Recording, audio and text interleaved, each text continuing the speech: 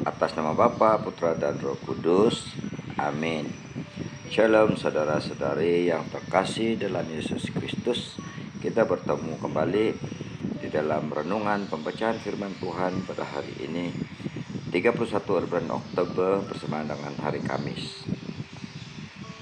Marilah kita sama-sama mendengarkan pembacaan Injil yang dipetik dari Injil Lukas bab 13 ayat 31 hingga 35. Pada waktu itu datanglah beberapa orang Farisi dan berkata kepada Yesus, "Pergilah, tinggalkanlah tempat ini, karena Herodes hendak membunuh engkau." Jawab Yesus kepada mereka, "Pergilah dan katakanlah kepada si rubah itu, Aku mengusir setan dan menyembuhkan orang pada hari ini dan besok, dan pada hari yang ketiga aku akan selesai.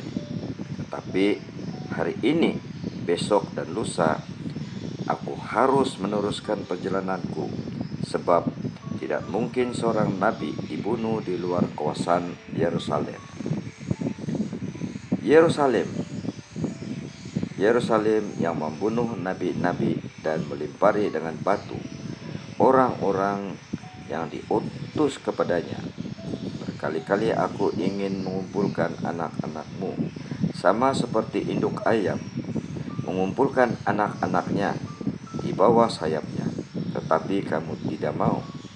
Sesungguhnya rumahmu ini akan ditinggalkan, namun aku berkata kepadamu, kamu tidak akan melihat aku lagi sampai pada saat kamu berkata, Terpujilah Dia yang datang dalam nama Tuhan." Firman Tuhan. Terpujilah Kristus. Saudara-saudari yang terkasih dalam Yesus Kristus, pembacaan hari ini di mana Yesus hendak diancam dan dibunuh oleh Raja Herodes. Herodes Antipus adalah anak dari Herodes Agung yang pada waktu berkuasa bermaksud membunuh anak-anak Yesus. Peringatan orang-orang Farisi ini dalam kisah Injil hari ini nampaknya baik, yakni ingin menjauhkan Tuhan Yesus dari bahaya, tetapi di lain sisi menakut-nakuti Dia supaya mengurangi karya publiknya di Galilea dan pergi ke tempat lain. Namun, keberanian yang ditunjukkan Tuhan Yesus sungguh mengagetkan. Ia menyebut Herodes sebagai rubah, dan ia berani melangkah ke Yerusalem. Ia meratapi Yerusalem, kota yang dikenal suci, justru menjadi kota berdarah. Tempat nabi-nabi ditolak dan dibunuh. Sungguh sebuah ironi. Saudara-saudari yang terkasih,